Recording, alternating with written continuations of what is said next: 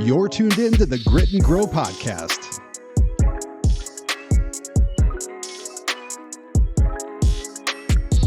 Hey everybody, welcome back to the Grit and Grow podcast. On today's episode, we're going to tackle the topic, how to leverage social media influence to increase business. We thought, who better to help us with this than a guy who has mastered the craft himself. He's in the top 1% of luxury realtors in Arizona, and he's discovered a way to not only stay relevant, but he's also found a way to find his way to the top of everyone's Instagram feeds. Yeah. His motivational messaging on social media packs a powerful punch, and he's continuously encouraging others with his vision of success. We'd like to welcome the owner and CEO of Limitless Real Estate and visionary entrepreneur, Blake Clark. Welcome to the show. Thanks, man. Quite the intro. Wow. Yeah, heck yeah. Appreciate that. Did that just for you. Thank you. We've been following this guy for quite a while, Jay.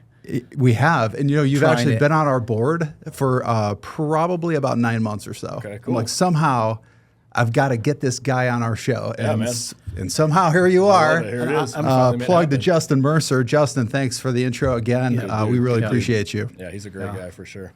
Yeah, I'm always looking at your social media content, trying to figure out, like, how do we emulate that from a mortgage perspective? Yes, like how do you promote our harness mortgage this? brokerage, It's so amazing. It's like the cool, the awesome listing videos that you do, the podcasts that you do. It all just comes together really nicely.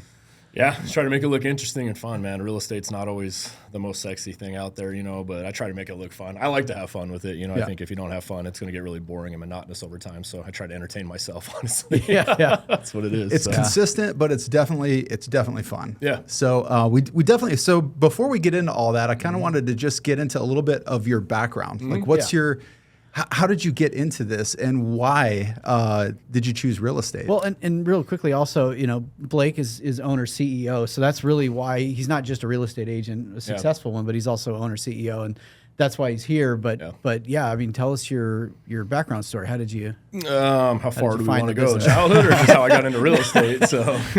Did you grow up here? Or? No, I grew up in Las Vegas, so I'll roll with the sad story. Nobody cares, doesn't matter. But for what it's worth, we ended up in Arizona. We were homeless. I had a little brother when I lived in Vegas who had unfortunately passed away, put my dad into a bad spot. We lost our house and just needed a new start. So we ended up in Arizona. My dad put everything we had in a driveway.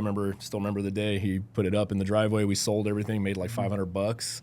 Threw it in a U-Haul truck, and then we didn't have a place to live when we arrived in Arizona. So we stayed. Luckily, my mom had known somebody that had an office space in downtown Phoenix. It was a connection of hers, and they let us stay in the office building. So we lived in for about a month and a half. We lived in the back of their kitchen in this office building on air mattresses during the day when they weren't using it.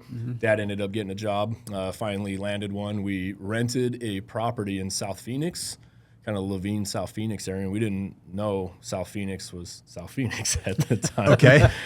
Had a couple cars stolen over a 6-month period while we were living there. And my mom and dad were like, maybe this isn't the place for us. We didn't know, just, we were happy to have a roof over our head at that time and, did what we can do. So my dad got us a house. He was able to secure a small little manufactured home. It was like 900 square foot, kind of little single wide out in Maricopa, Arizona. This was back in like 1996. Wow. Okay. So I still remember the day. I was pretty young. I think at that time about 12 when that had happened. Them taking me out there, and mind you, I come from Vegas, so it's hustle bustle city. That was my childhood. My dad had a small, very small concrete business, and when I say small, it's like him and a friend that would go out and do concrete jobs. And then he was a DJ at night at these little dive bars. That's how my dad paid the bills out there. Okay. So growing up in Vegas, we went to Maricopa, and I still remember the day. I was in the back of their car. I could picture this. They drove us through Maricopa, and there was nothing out there, and there's a guy riding a horse down the side of the street. And I'm like, where the hell are we?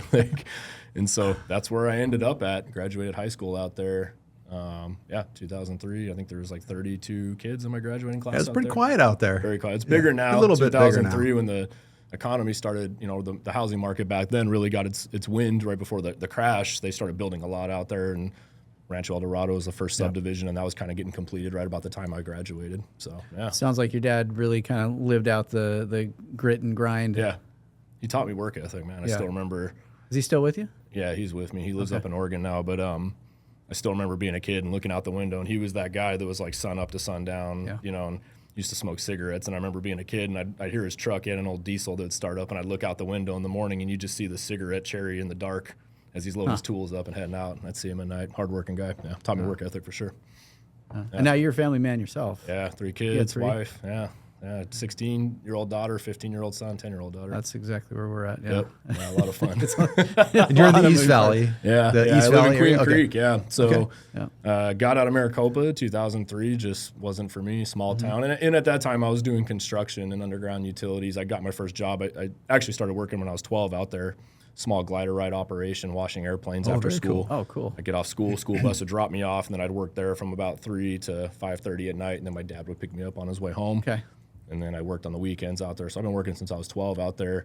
When I finally was able to kind of drive and graduated high school, I moved up to Phoenix, and I was doing construction before I got into sales, and had my first sales job, University of Phoenix, actually. No kidding. Got a break. Yeah, a girl I went to high school with called me up one day and was like, do you want a job? Selling education. I'm like, I don't know anything about sales, and I don't know education. What does that mean? And mind you, this was like July, I want to say, of like 2005, 2006, right around that time frame. I was sitting on a tractor. I still remember it. I was on the side of the Beeline Highway. We had a contract digging ditches for Cox Communications. They were running the fiber optic out to Fountain Hills. So I was on Beeline Highway, and she had called me. She's like, yeah, do you want this job? They're hiring people. And I was like, I don't know. Is it in the air conditioning? Because it was hot. It was July. I'm on this tractor. And she's like, yeah, it's in the AC, and you get college for free. And that was my first sales. No kidding. Yeah. I didn't know anything about sales. Didn't belong in sales, but I learned everything. Like that was where things started. So what year would that have been? 2006. 2006. Right. Okay. The timing couldn't have been better for me on that, because that was when the housing market started to crash and the whole economy had crashed. Yep. So I just made the transition out of construction into that education. Yep. And then about 8 to 10 months later, that's when the housing market started to crash. My dad lost his job again because his company shut down, and all the contracting, a lot of construction came to a halt. Yep. Which was ironic, because just as I had started at that company, everybody that got laid off wanted to go back to college, because they're like, well, I'm laid off, I'm unemployed, what do I do now? I guess I'll go to school. New skill. I don't have to pay for school right now because I get Title IV funding, and as long as I'm in school, I don't have to pay my student loans, so I got nothing to do, I might as well get a degree. So I happened to be right on the front end of that, where the economy crashed, the construction market went down, and I happened to be just hopped over into education, which that thing really ramped up and started booming because everybody was unemployed and wanted to go back to school. Yep. So what was the spark for real estate? Like what? Complete accident. Tell us about that. So I, anyways, played it out at that company, ended up leaving, started a couple e-commerce businesses, did freelance marketing for a while, drove semi trucks for a while, got a CDL, did food delivery at night. Oh, wow. Did freelance marketing during the day, and then I'd also started some e-commerce business. So I was kind of like doing 3 little hustles at one just to kind of pay the bills. My wife had just had our youngest daughter, so she was supposed to stay home for a little bit and then go back to work after maternity leave, and then had made the decision to not want to go back to work. And so I just took on another job at night driving semi-trucks so she could stay home. Oh my gosh. And so I was making decent money at the time between all 3 jobs, but I had lost my 401k in retirement because I didn't have University of Phoenix. I didn't work for a corporate job anymore, really. So I had read all these books, and everybody I knew that was wealthy and seen was wealthy. Just the common trend, owning real estate makes you wealthy. That's literally what I knew. And I was like, maybe somehow I need to get into real estate. I need to buy some rental properties. And I had bought my first rental property at that time off my grandma, actually. Okay. She had owned this little tiny property. I bought it off of her for $30,000, and she did an owner finance. So I made payments to her and then paid it off with one of my tax returns, and then put a renter in there. And I was making like $500 a month passive on that property for a $30,000 investment. Nice. And I was like, okay, maybe I could just replicate this system. So I only got my real estate license with the intention of building some kind of retirement. Yeah. Had zero intention of selling, had zero intention of doing production, just literally wanted to go find and source some deals for myself to park some money into. And yeah, it was crazy. I got my license, and then a guy I used to work with at the time, he was like, hey, you got your license? I was like, yeah. He's like, you want to sell my house? I was like, sure. So wow. Put his house up for sale, and it sold really quick. And I was like, wow, that was easy. This is a cool sale, right? And then my second transaction was a complete nightmare. Wholesaler had a deal. I didn't know what a wholesaler was, but a wholesaler had a deal, listed it on the MLS.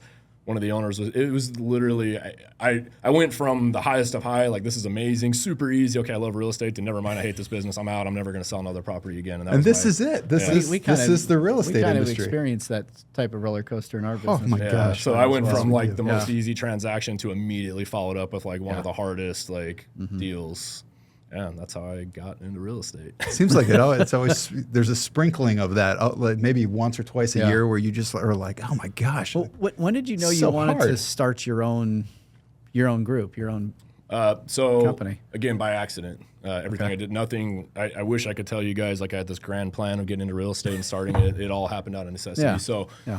I had a background in marketing through doing some of my e-commerce stuff. So I was doing pay-per-click, eBay. This is way back in the eBay days. I was buying car parts and reselling them on eBay. So I would go to junkyards in like the Chevy Silverados that had the little power fold mirrors and stuff like that. I was going to junkyards and I'd buy those for like $50 and I'd go on eBay and flip them for like $200 to $300. And so I got really good at like just taking photos and videos, and then that turned into manufacturing my own products, and at one point I got all the way up to like 800 products, and I was spending quite still a bit. Car parts. Yeah. Very cool.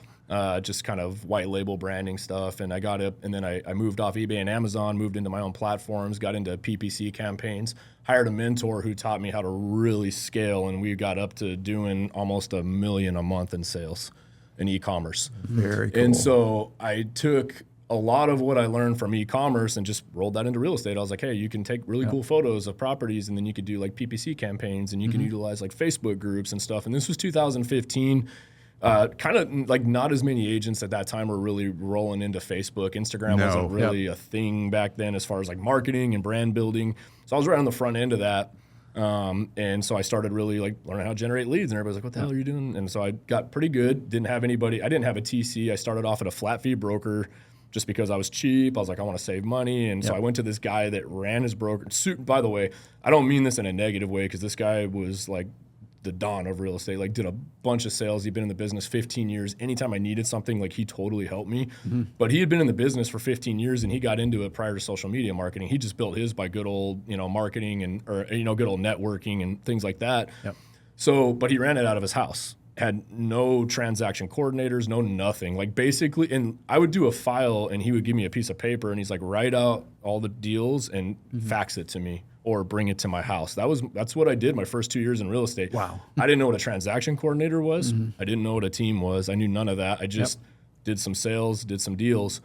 I got to the point where I was averaging about 4 to 5 transactions a month at one point. My wife was like, I don't see you anymore. Like, this sucks. Like, you're working weekends. And that's 4 to 5 deals. Yeah. I had 4 to 5. Yeah. Because I was still, at that time, I was still running my e-commerce businesses too. Okay. Still doing some freelance marketing for a chiropractic office as well. So I've always had like just different irons in the fire at one time. And totally running every deal because you didn't have a I didn't know I didn't even know a transaction coordinator existed, because the fact that I went to that brokerage, they didn't do any of that. So I didn't learn any of that. I didn't network. I didn't really care what other agents were doing. I just was like fumbling my way through this. I had again, keep in mind, I had zero intention of doing volume. It just happened where I was doing a sale, and I was like, all right, and then another friend, and generating leads, and just fumbling my way through. No real system in place. Zero system, zero processes. My CRM was an Excel spreadsheet at that time. Okay. So my wife had actually met a girl. Our daughter went to a cheer gym, and she had just got a real estate license, just moved here from California. And she's like, yeah, I need some help. And she's like, I think your husband does real estate, right? And my wife's like, yeah, go work with him. And so my daughter had a cheer function at our house. They all got together for lunch, and this lady comes, and she's like, I want to come work with you. Can you coach me? I was like, absolutely not. I don't want to coach anybody. Absolutely I'm just here to do my own sales. I don't, Wow, okay. Interesting. My wife's like, yeah, you should hire her. Like, give her a chance. She can help you, and I'll, take off some of your workload. And I was like, no, I'm good. I don't want responsibility. I don't want to worry about anybody else's income. I don't even know if I can train anybody in real estate, because I don't really know what I'm doing, 2 weeks later, she shows back up at my house again, comes into my office as I'm sitting in there working. She pulls up a chair. She's like, I'd really like to learn. And anyways, I end up caving. So that was my first official quote unquote team member. Okay. Didn't even have a team agreement. Just That's amazing. like a handshake deal of like, you're going to help me go show some homes, my buyers, and I'll split with you. And then as soon as I got on Facebook, I was like, here's my team member. A girl I went to high school with that just happened to follow me on Facebook's like, well, can I come work with you? And I was like, I guess. Why not? If I got one, you two. And then she brought a friend to hers. And so I went from like none to 4 of us running out of my house. Still no TC, no nothing. And then it got really disorganized for me because I'm like, well, this is chaotic. We're all trying to like figure out how to do deals, and I don't have time to like help you guys do paperwork. And so I had found a friend of mine who at the time had about a big team of like 60 people. And I ran into him at a networking event. Somebody asked me to come speak. They're like, hey, you're new and you're doing some pretty good volume. Can you come speak? And he was speaking there. So we met. And he was like, hey, it seems like you do a lot of stuff online with like e-commerce and stuff too. I was like, yeah. He's like, I'll tell you what, can you teach me? And I was like, yeah, but can you teach me how to do, you run a big team and I need help. And he's like, yeah. So we exchanged. I taught him how to do some e-commerce stuff. So I remember showing up to his office and he was like, yeah, so who's your TC? I was like, what's a TC? And he's like, transaction coordinator. I'm like, what does that mean? And he's like, he like looked at me like just blank. He's like, you don't have a TC, you have a team and no TC. I'm like, I don't know what a TC is. He's like, it's somebody that does your paperwork. And I was like, somebody does your paperwork? You can do that in real estate? And he's like, yeah, you get this person. All you should be doing is out selling and training. I'm like, no way. He's like, yeah, so leave my office, go hire somebody, and come on back when you have a TC, and we'll go from there. So I went home, put an ad up on Facebook, immediately had this lady message me, wanted to be a TC, and the rest is history. I started a team, and that was a game changer for me. I scaled up to 10 people, capped it at 10 because I didn't want any more, and we did really good for about 3 to 4 years. So were you still producing at this time? Yeah, I've never been out of production. You've never been out of production? No. Okay, still to this day, you're still producing? Yeah. Okay. Oh, yeah. Yeah, I did. So fast forward, I had to leave his brokerage because he told me, he's like, hey, he was trying to retire. He was heading into year 20 at this time of real estate, and he's already like 60-something, heading into 60s. Like, hey, I made my money. I'm going to go retire. I'm going to move up north. If you want to do this team thing and keep doing, you're going to have to go somewhere else. He's like, I love you, but I don't have he didn't even have a transaction coordinator assistant. It was him personally doing all of his files, and he had about 50 agents at the time that were all kind of like part-time here and there. Then you have me coming in doing full scale with my team. He didn't even have any other teams there. He didn't even know what a team was himself, and just old school guy. Again, really, really good. He taught me like an amazing foundation. So I was kind of like, man, this sucks. I got to go somewhere else. And it just so happened in Queen Creek, it was still a smaller town. This was about 2018, 2019. The only other big brokerage out there was a franchise, HomeSmart at the time. This lady had ran it, and she was like showing up at my house, leaving gift baskets, trying to recruit me for the longest time. I'm like, no thanks, I'm good over here. That's awesome. When that conversation Finally came, I was like, well, this lady's been trying to get me forever. I guess I'll go interview. Another flat fee brokerage. Went over there, did my thing, and we scaled. We had an amazing, 2-3 years, we just killed it. My team, she had 300 and some agents, and my team pretty consistently for about 2 to 3 years was doing about 20% of their production with 10 people. The turning point for that was COVID had happened, everybody's favorite year, 2020. And I had my own office. I had my own thing I was paying for, my own systems, my own CRMs, just hung my license under there. She called me. She's like, you got to shut your office down. And I was like, why? And she's like, because COVID. I was like, so I'm not going to shut my office down. It's how I make a living. It's how my agents make a living. Why don't we do this? Let's just give them a choice. If they want to stay home, they can. If they want to work, they can, but I'm not going to be the reason they can't make a living for their family. I'm keeping my doors open. She's like, well, you can't because it's a branch office. It was designated as a branch office is what it was. And I said, well, then come take your friggin' name off my door because I'm not going to shut down. And so she did. She de-designated me, came and took her name off the door. I rolled out that year, and I had one of my best years in real estate. As all of her agents, she was basically telling them, like, it's okay, stay home, don't do anything. Me and my team were like, let's kill it. Let's pick up the slack here. So at that point is when you transitioned from... Yeah, by the end of 2020. So we're really the breaking point for me was at that brokerage, for every 100K in GCI you would get what's called a Diamond Award. Okay. And so I did that year, I said, I told her, because she was telling everybody to shut down, I said, who's your highest producer in this brokerage? And she was like, me. And I said, what's the highest you've ever done? She's like, 3 diamonds, which is $300,000 in gross commission. Okay. And I said, I'll double it. And she laughed at me. I was like, okay, we'll see. So that year, I had hit 200 by March. Quarter 1, I'd already hit 200. And so she gave me Diamond 1, Diamond 2. Diamond 3 I hit by the end of April, and she wouldn't give it to me. She would not give me that award because it meant that she would have to recognize that I passed her at that time. And by this time, she was telling everybody to stop working. And I'm the guy that's still killing it out. My agents were just going full speed. We're taking market share at this time out there. So I got all the way up to 8 diamond that year. I did 8, and I only have 2. Those 2 are still sitting in my office right now as a reminder. And so Congrats I on just that. said, I'm done here. Like, I'm not going to be in a culture that doesn't promote growth or success or competition or anything. It's a sales environment. Got my broker's license. I started in October of 2020. I finished by December.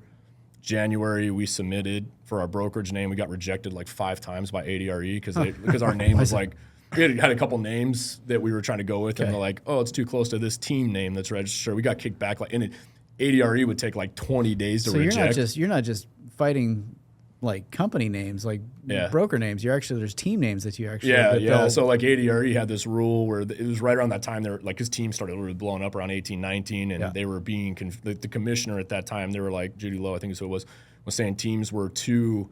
There had to be a distinction between like brokerage and team names, and too many people were thinking teams were brokerages. Okay. So at that time, they were really aware of like, hey, your brokerage can't be like a team. Like, we're trying to segment it. Right. Anyways, we got kicked. It took like literally 3 months to get a name approved. That was the biggest delay. Finally got it approved. Finally got our insurances, our licenses, everything in order. And by May of 21, we launched. Yeah. And Limitless Real Estate is what you landed on. That's a freaking great name, though. It is amazing. I love it. Yeah. So and it's a testament to like your story. Yeah. Like, totally. Yeah. Don't put a cap on me. Where were you in your social media journey at that point, like with Instagram? You know, and so I forth? started documenting from day one. And I had always used social media as a diary for myself. So I have a personal Instagram page. I keep it locked up. Cool. It's private. But the biggest thing was it was just a documentation of my life. Like, it's a digital, like I got pictures of my kids on there. Yeah. For me, like, I've been such a car guy since I was a kid, because we grew up with nothing. We were like, I was a kid that had that Lamborghini Countach poster on the wall of the trailer. And I was like, one day it'd be so cool to own this. Like, I remember I bought it at a book fair in 3rd grade. It was a white Lamborghini, had the doors up on the checkered floor. Thought that was so cool. And so so I kept my personal Instagram as that. And then when I got into real estate, I remember I posted a house up for sale. Mind you, I come from a construction background, so you know the guys that are in construction. Yeah. Truck guys, because I was into diesel trucks at that time. So just kind of the roughneck guys. Really, really good group. But I was like trying to be a professional. So I was like, I'd get a listing photo. I'd be like, all right, guys, I got this new property. And these guys would make like these stupid comments on they're my friends, but like, oh yeah, let's go, whatever, go throw a party there or whatever. I'm like, God dang it. All right. I just have to start a new social media. So my buddies like, stop commenting on my shit. And I'm not going to invite them. So like literally within like a month or 2 of getting my real estate license, I just started a whole new Facebook and a whole new Instagram. Day one, 0 followers. And for my first, I wish I could tell you like day one, it was just what I have now. It's if anybody has the patience to go back to my Instagram, you'll see I've made transitions over time to finally like the iteration of who I am today, which is just my true version on Instagram. But back in the day, I used to just post just houses. For the longest time on social media, people probably thought I looked like a 2-story. You know, it was like 2,000 square foot. That's all I was posting. Like no pictures of me, no pictures of my family, no nothing. Get like 5 likes, 10 likes. It's a house, whatever. Yeah. And I remember one day I posted a picture of my daughter, my family, I think, or something like that. And all of a sudden, boom, like 100 likes. On the business page. Yeah. Yeah. And I'm like, huh, okay. Nobody gives a shit about my houses, but my family. Okay, cool. Like, and it just starts to click, and there are people, it's like, okay, people care about you. It's not really your business, it's you. And so from there, I started integrating more of, and then just, So that's interesting. So you are posting some personal stuff on the business page. Mm-hmm. So I want to explore this with you, because my Instagram page, I've got right about 5,000 followers, and it started out as a personal page, and I kind of sprinkle in a little bit of business, but I don't do not very much business, and I'm trying to figure out, you know, where's the balance there? Like what advice do you have? Great question, man. So it's the thing that we often forget in business is that people do business with us for us, but it's often the thing that we market the least is us. And so if you look at every agent, not every agent, there's some that are amazing, but you look at a majority of real estate agents, especially, you could always see this, rinse and repeat. Get a brand new agent, what do? They start a new Instagram, and they post nothing but real estate, just like everybody else. Yeah. And there's no differentiator there, because you have 66,000 other realtors doing the same shit. You just blend in, you know what I mean? And so the game you have to play is who am I as an individual?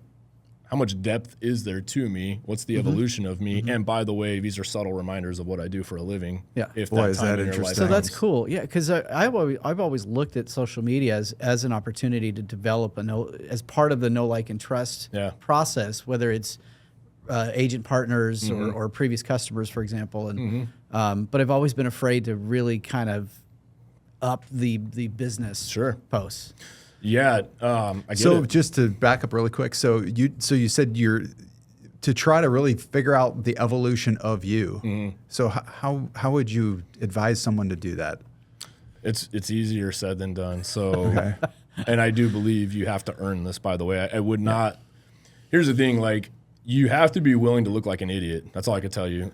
So for example, what this looked like for me, the evolution of I posted nothing but business just like everybody else does. And I didn't get a whole lot of traction. I got some and I got some interest, and I'm not going to say I didn't get deals from it. Some people are like, okay, yeah, you could sell real estate. You're always going to get that low hanging fruit of like, I need somebody to buy and sell a house. Okay, this guy posted on the right day, right time, a house that reminded me. Okay, great, I'm going to use them. I wanted more than that, because what was important to me was what I understood, just my background in e-commerce, is that every product has a life cycle. And so when you look at the life cycle of a product and you look at, like, I was selling products online, you play the game of like, how long is this product going to last? How often, what's the turnover going to be? If this is a customer today, when could I expect that they may come back to me to buy something else? So am I selling a product that's, for example, we'll just call it toothpaste, right? Because toothpaste, you know that customer, if you do it right and you have a great product and great service, they're going to come back and buy toothpaste from you like every month, because their tube's going to run out. Yep. So you can plan on, okay, I need to start retargeting this customer within 30 days. The housing cycle is a 3 to 5 year process, sometimes longer. So I always looked at things very differently from an in-depth manner of like, okay, realistically, if I'm trying to build my business to be repeat business, what does that mean? That means I need to figure out how to stay connected with my client and keep them engaged until they're ready to purchase again. Yeah. Well, if I'm only posting about real estate and they don't care about real estate because they bought their house and that's the last thing, it's kind of like the analogy I tell people, and we've all heard it, where it's like, hey, I want to buy a red car. And you see them all over the damn place. You're driving on the road and like, red car, red car, red car, red. It's like, because it's on the top of your mind, you see it everywhere, right? And then you go out and you're like, all right, I bought myself this really nice shiny red car. And then it's done. All of a sudden, all the red cars on the road disappear because you have that red car. And it's the same thing with real estate, where somebody buys a house, and then if all I talk about is real estate, and they don't really, that's not on their radar now for another 3 to 5 years, nothing I say is really going to be relevant to them. And they're going to lose engagement with your social media. Then it goes back to the game of who do I need to be as a person that would engage people and make them, how can I add value to them in other ways over the long term to get them to stay engaged with me until that life cycle comes back up, or maybe they're ready to buy and sell again. And if I did a good job, they'll call me back. Yeah. So I always play that game of the human development side of things, because I like to develop people. We're all like, here's the thing. Everything that I have today, I never thought I would have had. And if you would have taken half of what I had today at one time, that was my dream. Right. Mm-hmm. So, and what I have today, it's not the end for me. I'm going to keep going. And I don't even know what that looks like. I don't think any of us do. Right. The goal is I think the goal of life is to keep growing and keep, it's kind of sad if you're like, hey, my end goal is to be this. And then you hit that. And then what do you do with the other half of your life? Maintain. Yeah. You're not growing. And that's, the lead to depression. So it's an evolution. I like to grow. And so my whole thing with social media, that really, if I had to just summarize it from the top, is I'm developing as an individual. I'm a person. And for those of you guys that follow me, you guys mentioned like some of the motivational quotes. That's often a conversation I have with myself every day. I literally make those little, you kind of see the motivational quotes and the thoughts.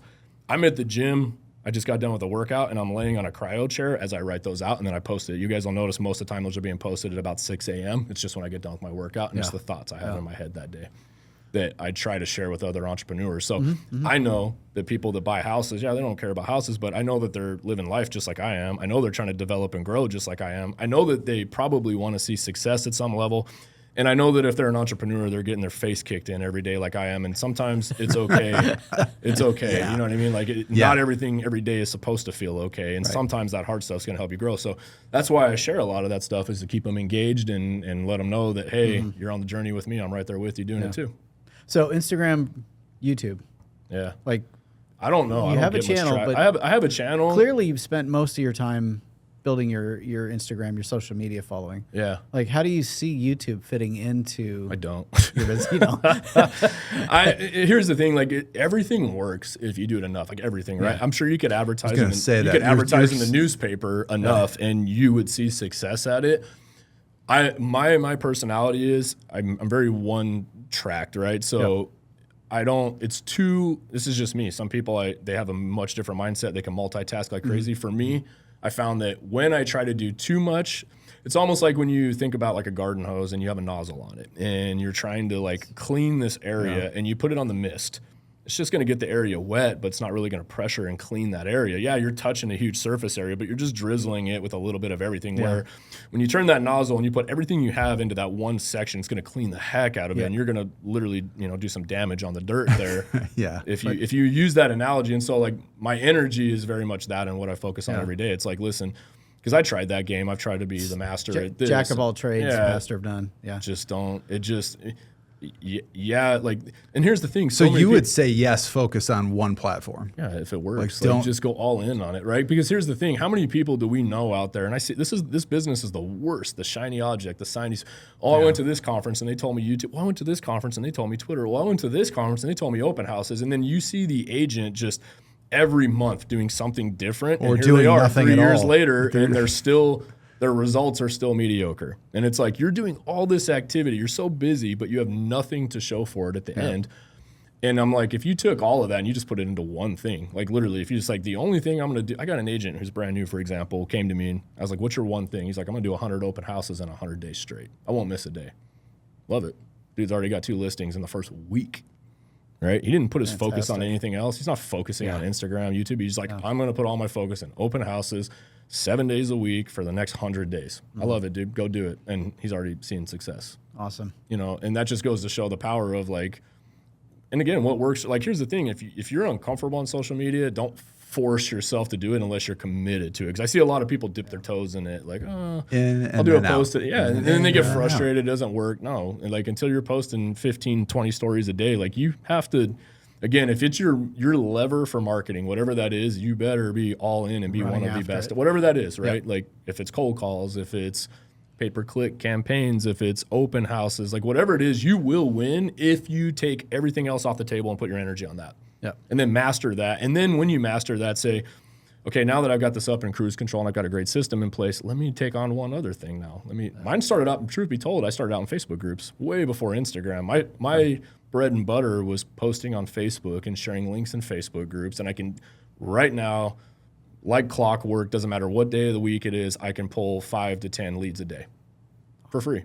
Mm-hmm. It's always been my lever until my social media, my Instagram following grew enough over the years. Mine jumped 10 years into posting every day. I've got over 3,000 posts, 10 to 15 stories a day. So it took time until that finally reached a day where I was like, okay, I'm having 5, 10 conversations a day on this thing. What can I let go of now? Right. And that's where people mess up. They're just looking for the instant. I get in the business, give me that one thing that works today, right now, and make me $100,000. You're thinking so wrong. Right? So running straight at Instagram like you did, how long would you say it took for you to actually start to experience the success at the level that you have now, using, transitioning from Facebook group posting to about 4 years. 4 years. Yeah. Where I felt comfortable enough that it could. So I started off like doing open houses and link sharing. That was it. Open house 2 times a week, give or take. I'd open house my brokers.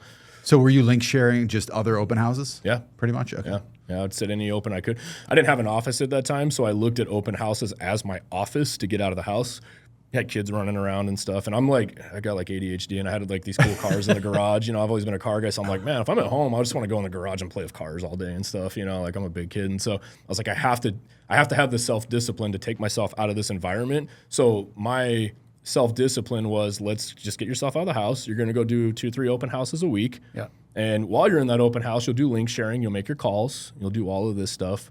And that's what I did. And then, Instagram started taking off a little bit, plus Facebook link sharing. So I said, okay, I'm going to go ahead and let go of, doing the open houses. Mm-hmm. I was doing a little bit of Zillow leads at the time. They were okay, kind of cold calling the Zillow leads. And then, once Instagram picked up a little bit more, and then I had my past clientele because I'm hitting year 3, year 4. So that year 1, year 2 client was coming to me, referring to me. So I was picking up a deal a month here and there. Mm-hmm. Okay, great. I think I'm going to let go of Zillow. I don't really need to pay for this anymore. And so this is the problem. Not enough people want to do what they have to do until what they want to do takes off. They just do what they want to do, even if it doesn't show them success. Well, I'm only going to do what I want to do. Yeah.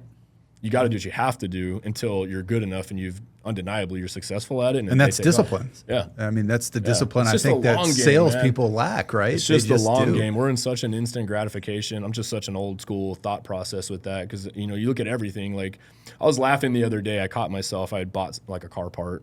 And it was coming from this guy that was like, it was like an eBay seller, and he ships it from himself. It took 5 days to get to me. I was like, God, this is so annoying. 5 days, because I buy on Amazon and I'm used to it like taking today. Same, yeah. And I caught myself. I was like laughing. I was like, I remember like I ordered it Monday and it showed up last Friday. I was like, that was really annoying. That took 5 days. And then I was like, I just started like chuckling at myself. I'm like, this is so ridiculous. Yeah. But it was such a reminder that we live in a society that's so instant gratification that we oftentimes overlook the compounding effect of, like, for example, with Instagram. Just post every day. I started off day one, 0 followers, and I didn't say, well, I'm going to try this for a month, and if it doesn't work, I quit. Yeah. It was more of like, I got nothing better to do. It's free. I'm already paying a phone bill. Why don't I just get my camera out and make a video? Why don't I take a picture? It doesn't cost me any money. It's like the most free version of marketing you can possibly get. And I'll just do this, and I don't know if it'll work or not, but I might as well. I mean, like, what's the downside? Nothing. It doesn't cost me any money, right? Like, that's where too many people look at, well, the downside is it doesn't get me business, okay? So I just started doing that, and eventually you kind of find what works. It's just by putting in the reps, right? Like, there's no blueprint on social media, like, post 5 times a day, do this, and you'll get a deal. It's just do the reps. Like, try, just kind of experiment a little bit, you know?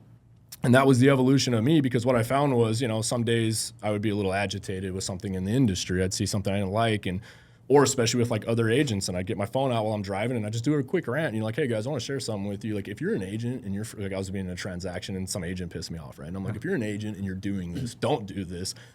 My thought process, just so you guys know, if you follow me, I always have a solution to follow up. I'm not that guy that gets on Facebook and bitches. Just rants. You don't do that. It's if I'm going to complain about it, let me give you let me help you. Let me help you. So I got online, and that was my thing. I got my car, and I'm like, if you're an agent doing this, by the way, you're new. I get it. I was that way too.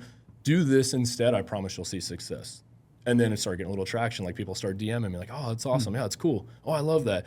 And then I would do like more of a therapy session for myself. I get up every morning and I go for walks because I'm on a routine. I get up every day at 3:30, drink a pre-work-out, drink a coffee. Yeah, I get up at 3:30. I've been doing it since I was 12. Yeah, my first job I started, I'd have to be there at 4:30. When do you go to sleep at night? 9. So I get about 6 hours a night. Yeah.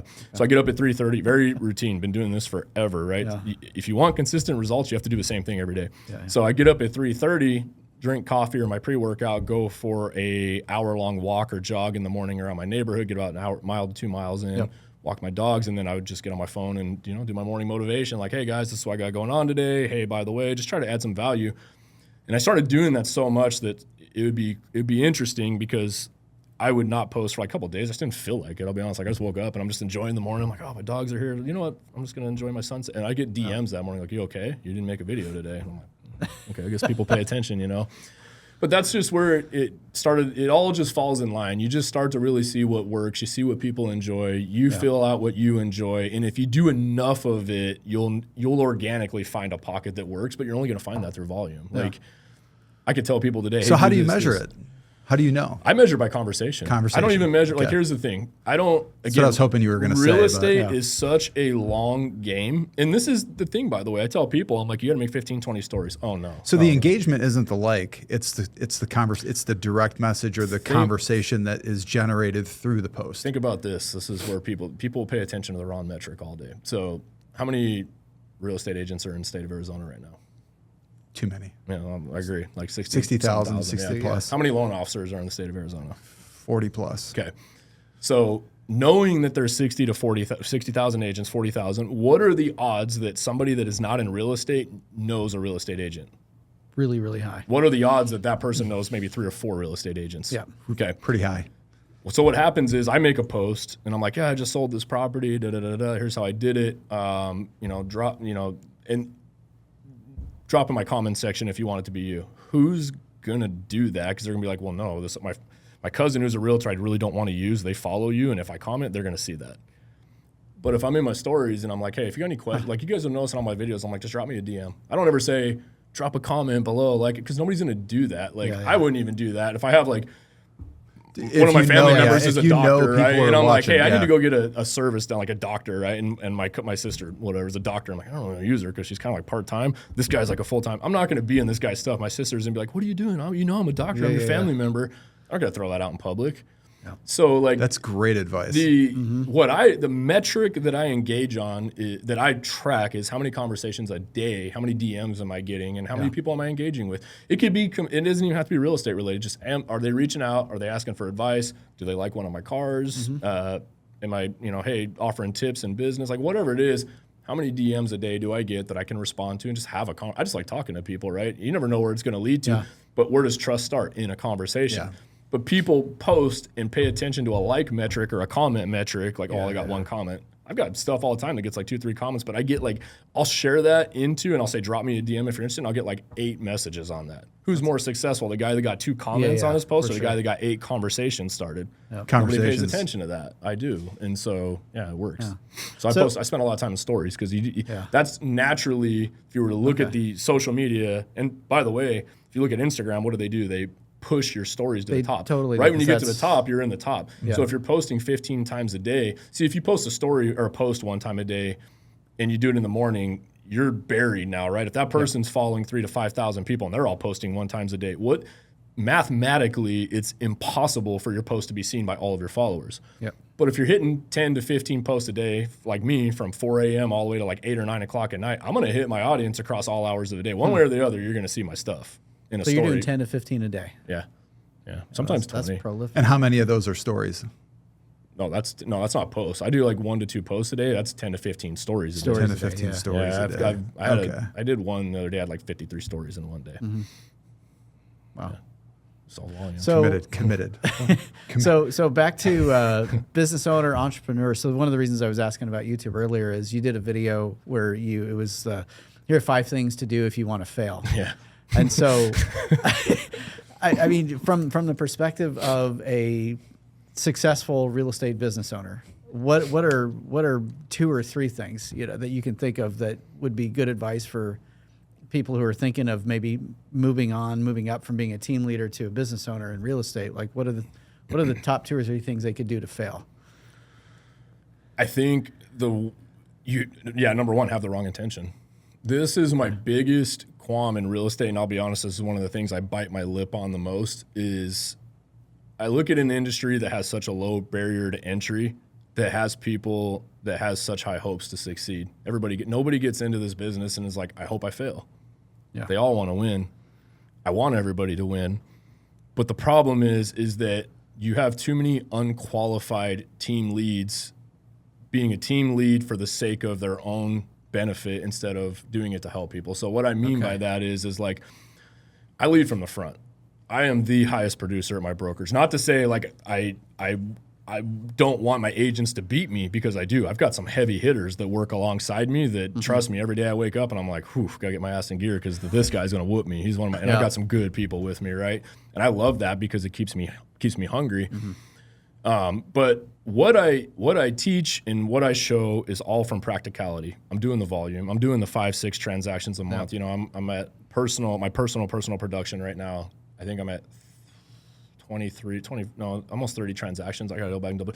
Last time I checked, I was at 34 million myself in sales. My average sales price right now is $1.5 million at volume this year. Okay.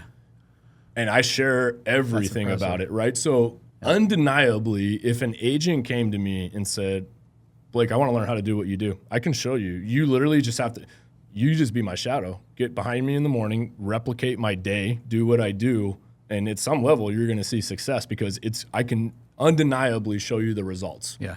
Even if they put their own seasoning on it. Yeah, which they should. Like, because you can't take my recipe and be me. Like, but we see that too. We see where shit all the time. Yeah, you see that where it's like it's a carbon copy of the team lead, and they're going to do it and be the exact same person. And it's not realistic. The framework is there, right? The framework is always there at some level. The framework is there, but you put your own spin on, and that's where you're going to see the magic, right? But the problem is like I cannot tell you guys how many people failed at being an agent or were subpar and mediocre. And you have these brokerages that their business model is headcount. We're going to go down a tirade because this really pisses me off. But these business models have their metric that they pay attention to is a headcount. How many heads do we have? 300, 400. We got 1,000 people here. Yeah, but what's your average agent to deal ratio? That's the real true level of success. Wow. Quarter. Yeah. Are your people winning? Are they all there winning? Is your average agent producing more than any other brokerage? Because it's really easy to say I've got 500,000 sales with 300 agents. Yeah. Guess what? I'll do 500,000 with 50 agents. Who's more successful? Is the guy agent that's got 1,000 agents that does $1 billion in sales successful, or is it the guy that's got 100 agents that does 500,000 successful? Yeah, whose customers are getting better representation. Yeah, but we never pay attention to that metric. We never pay attention to it's always the total volume, and I got this many agents, right? Yeah.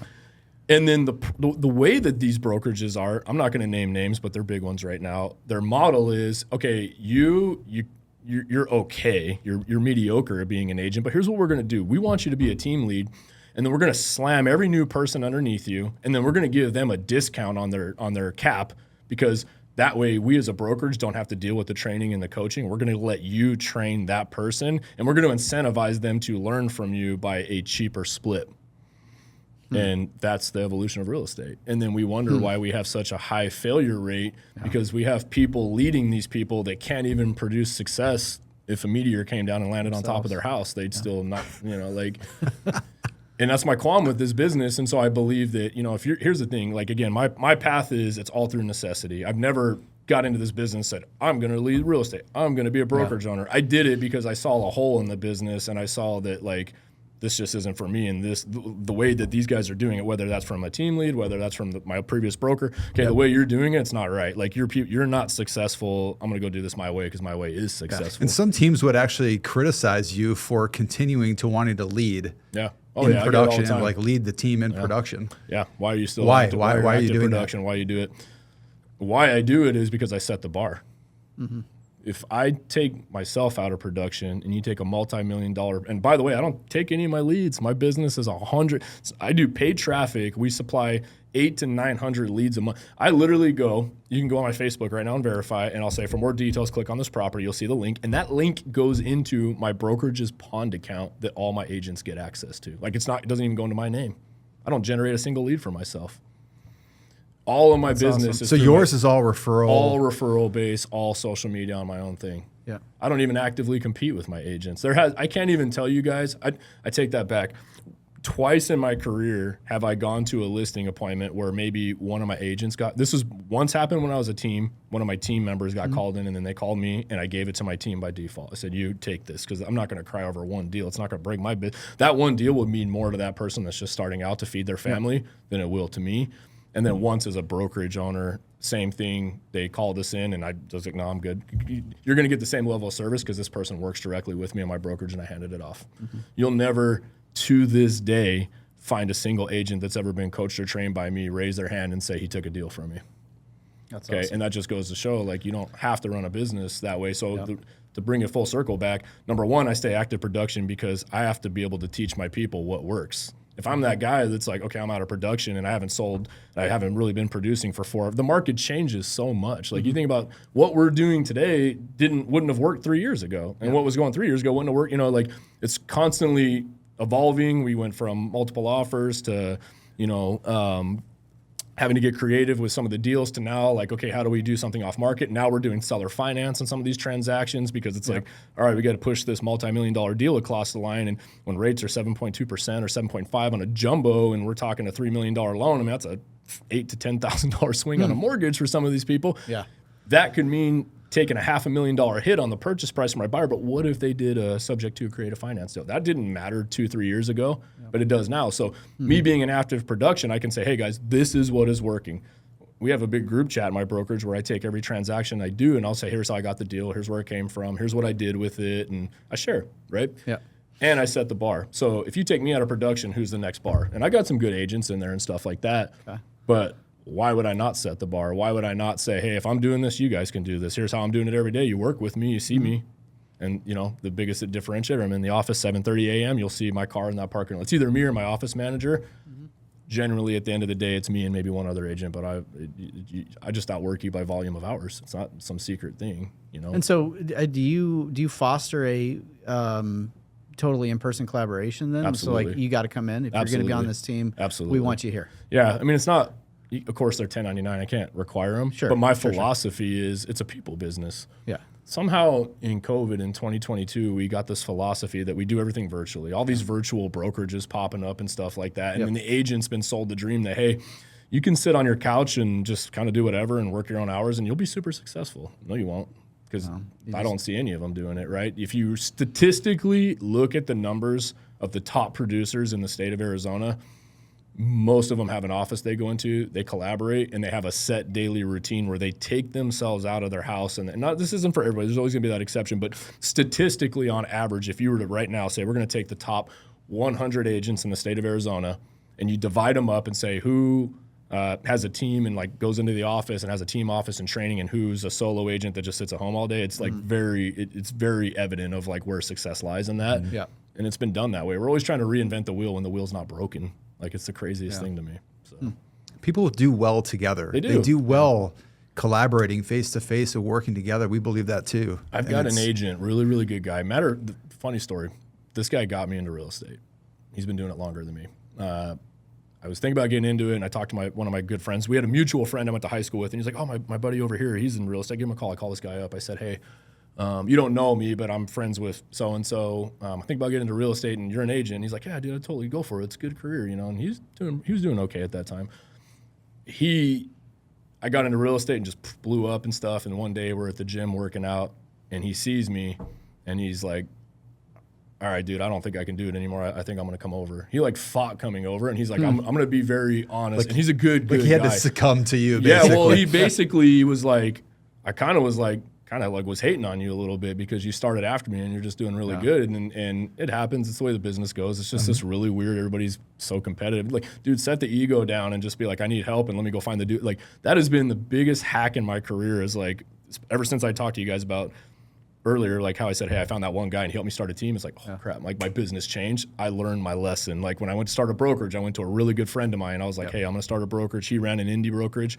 Teach me. Like, if when I wanted to learn creative finance and stuff, I went to another really good friend who's just a master at it. Like, so counsel, like the wise counsel, like that's lean on it. That's 100% what it is. Like, we have to have counsel in our corner, right? Yeah. And when people think of counsel or coach, they think they have to have one person. No, like, we all know that person that's like an amazing family guy, great with his kids, that we all aspire to be, right? I'm not the best at that because I'm a friggin' workhorse, so I'm gonna be the first to throw myself on the train here and say, hey, I'm bad about always having a work-life balance, right? But I have friends that are amazing at it. So guess what I do? It's like, dude, I got to balance myself out a little more. Let me go to this guy that's just so damn good at this and learn from him. Am I going to go to him for money advice? No, but I'm going to go for him. Okay, I've got this guy that's so amazing at creative financing deals. And if I want to sharpen those tools, who do I go to? I go to that guy. Yep. And if I go to this guy who's done so much deep work in development and been through the trenches, and he's like 5 years down the road from me, and he's the guy that's already around the bend in the corner. I could just be like, hey, instead of running myself off the cliff, can you tell me what's coming up? And I go to him, you know. Nobody does that. Nobody does that in this business. They just like, oh, I got my one friend and I'm committed to this friend, and that's all. It's the craziest thing. But so yeah, that's like, for me, that's really where it came down to. So let's land the plane. As a business owner, how have you? You've obviously achieved a high level of success as a real estate business owner. Yeah. Where do you go from here? What and I kind of asked this earlier, I guess, but what are the primary lessons that you would impart to somebody who's now starting their own real estate business? Oh man, so many lessons. I mean, we could probably finish the failure list. I'm going to be so transparent with you guys on this. I was just having a call. I've got a business coach. I got a guy who... I was going to ask you that question. I always have coaches. Okay. Always have coaches, life coaches. The coach being coached. Always. Love it. Yeah, okay. Like, here's the thing, man. Your ceiling is as high as you're ever going to go. And if you've got nobody above you pulling you up, you're like, I have such a passion for continuing to grow in life and just get better. Cause I don't ever, like, if I think of the iteration of me that doesn't grow anymore, I think of just being dead. Like, you know what I mean? And I love growth. I love changing. I love looking, like, it's so fun to look back. Like I even put our stats and our numbers up every Monday on my social media. Here's where we're at. Here's what we did the previous week. I don't let my numbers hide. I don't, like, you'll get these people online like, top producer. It's like, dude, you sold 10 houses last year. Just because you put it in your Instagram bio doesn't mean it's true. I can show the stats. I have every address, every sale, everything verified. I put it up for our brokerage. I put our numbers out there. And then it's really cool to go back like 3 years ago and look at the spreadsheets and look at the trackers and be like, oh, damn, I remember that time when we thought like 90 million was like, we were just partying. We remember at the end of the year, we got everybody, we had this big celebration. We hit 90 million, you know, and so questions, and this, I'm sorry, because I'm a systems guy. I can't help myself here. So from a business owner's perspective, from a real estate broker owner's perspective, would you have built your company by building the systems first and then start filling, or would you have built using people first and then adapt the systems as you need it? That is such a hard question to answer, but I'll tell you which side I lean more on: the people first. Okay. Systems I outgrow. the CRM I had when I first started that I thought I was going to have, like we outgrew that, and everything, like systems and processes and everything. I think I will say this.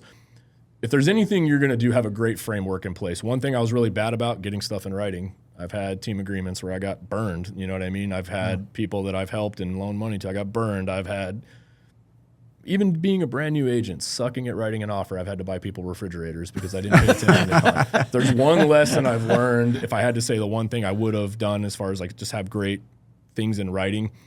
Also on the other side of that though, I lean into, if you have the right people around you, you have a great community, you can build some systems and processes around that, because the problem is what I used to think was true was I knew everything. And what I found is I only need to really be good in my company at one thing, and that's motivating, and that's sales and like helping people develop and see more in themselves. I've got a associate broker who is like, she's been a broker. She was a broker for K-Dub for 20-something years, and I hired her, and she's way better at file review and paperwork than I am. That's why I won't be a broker. I don't want to be a broker. I have a broker's license. I don't want to be a broker. I don't want to sit by. I suck at that. I'm definitely a very gray area kind of guy. Gotcha. So I'm not good for that seat. And so if you have the thought process of, I got to build this, build it, you don't know what you don't know. I don't even know what systems I was going to need, right? But by bringing great people into my world, they've brought great ideas and great systems with them. For sure. So I'm always a people first guy. Bringing it back full circle to where do I go from here? Would I have started a brokerage again? I think number one, you have to have the right intention. Again, this goes back to the team lead thing. Don't do it because you want to make money, because you won't. My brokerage doesn't. A lot of people, I think, they're like, oh, I do all this volume in sales. It doesn't make me that much money. My personal production makes me money. Right. My brokerage pays for itself and lets me be left alone, and I don't have to answer to anybody, which is what I love. But I think we could relate on as that level. As we grow and we scale, Absolutely. it's not like we make these sales and I just pocket all the money, right? I pay for my agent's science. I pay for their CRMs. We spend close to $10,000 a month in lead gen. As we grow and hire more people, I hire staff to help so that my agents have enough people, right? So it's not, matter of fact, like we ended up letting go. We had some agents leave because we put some standards in place. We let go of some agents that weren't producing. So we shaved about like 20 agents that just weren't really getting it done, or it wasn't a good fit for them. And we're more profitable, because we were able to like shape some system. Exactly. So what's more important again, is it the headcount or is it the profitability? You know what I mean? So, you just have to have a mission, man. Like if you're like, I want to own a brokerage for the sake of owning a brokerage, don't do it. Like there's so many great options out there. So because people would ask you why. You know, why. Yeah, They've asked us the same thing. Why? Why would you want to be on your own? Yeah, man. There's teams out there that are bigger than I am right now. I can name teams that have like 100 people right now, bigger than I am from a brokerage perspective. My mission was I wanted to create a place that could replicate success without a doubt. Because I was like, I know what I do works. Okay, great. And then I had a team, and I was like, okay. And time after time and time, every person that's came to me that's listened to what I said and with their own twist on it has been successful. That's awesome. And then I've seen those same people leave, and they're not successful anymore either. Like, interesting. By the way, I'm just going to throw this out there. I haven't had a single person leave and do more since they left, and I track their performance. That is phenomenal. I don't know if that's good or bad, by the way. No, I think that's a testament to what you're doing. But it just goes to show it's not always the systems, the processes. It's the daily motivation. It's the being around the people that want to get it done. It's the collaboration. It's the day that you're sitting at home where you're just like, I'm not feeling it today. All right, I'm going to flip the TV on. Or there's people at the office. I know I should probably pop in there and just get around them. So bringing back full story to that guy that was like hating on me for a little bit. That was a friend. He told me, he's like, dude, I was hating on you, man, because you were doing good. He goes, but I want to do better. He's like, I'm gonna come over and work with you. Dude is killing it now. That's awesome. He's like, I've been doing this business for 10 years, and like I've never. He needed it. He needed It's the community. you. It's the having people that believe in you. It's the having the people that push you. It's the days where you're like, oh, I'm not feeling it, and then you got your broker, owner, lead, like 4 a.m. Get your ass up out of bed, guys. Let's go. Let's go. You know, all right, shit, okay. And then you take that one day where maybe you didn't get out of bed, or maybe you weren't feeling it, and then you see the numbers getting posted, and you're like, all right, and then compound that over a whole year. Yeah. People talk about like, why do you get up at 3:30, 4 o'clock in the morning? I get a 2-hour head start over most people. Most people start their day at 6 a.m. I get up at 4:30. 2 hours a day times 30 days in a month gets me an entire month more work done than anybody else over a whole year. Just 2 hours a day, right? It's not that day that I got 2 hours that made me successful. It's the fact that I replicated that 2 hours, 365 days that bought me a whole month over any of my competition. It's the discipline. It's the day by day, right? So you take an agent who, they're pretty good 4 days out of the week, 3 days, but then the other 4 to 3, they kind of, mess off a little bit, or they're not that motivated, or they're just not feeling it. And then you throw them in an ecosystem of mine that's very competitive. Like, let's go, get up. Like, hey, don't be hard on yourself. Let's go, right? And then maybe out of that, they won 2 or 3 more days. 2 or 3 more days compounded over a year could be the difference between 5 to 10 additional transactions, not by one big thing. It's just because they had somebody like me in their corner, like pushing them, right? Running full speed ahead. People underestimate that so much. And this is why I'm such an advocate. Like, you get these big brokerages like, oh, just stay at home. We do virtual. Okay. Nobody's motivated 7 days a week. Nobody. We all need, even me. Especially from the house. Right. Especially from the house. It's just, you know what I mean? And so no matter how great that sounds and no matter how many agents say, oh, I just love to work from home, you take this industry, you plug their butt in, and I hate to say it, corporatize it. I'm not a fan of corporate America at all. Yep. Guarantee you, if there was ever some way to take all 66,000 agents, put them in an office, put a microscope over them for 8 hours a day, tell me they're not going to be a lot more productive. Miles ahead of where they're at. We are our own worst enemy when we say we want freedom, and then we get the freedom, and then we don't hold ourselves accountable. That's it. That's awesome. Let's Blake, leave this has been amazing. Totally awesome. It's been great. Really appreciate you taking the time. Busy schedule, successful real estate business owner. Guys, we have to leave it here. Unfortunately, we'd love to keep talking to Blake, but we really want to thank our listeners for sticking with us and sticking throughout the whole episode here. If you have any questions, DM us. Yes, don't comment. Don't and comment. we're gonna have all of Blake's contact information for Limitless Real Estate and Blake and in the description. So if you have any questions for him, DM Blake, and we'll catch everybody on the next episode. Thanks so much again. I appreciate you guys having me. Thank you so much, guys. Thanks again, Blake. Yeah.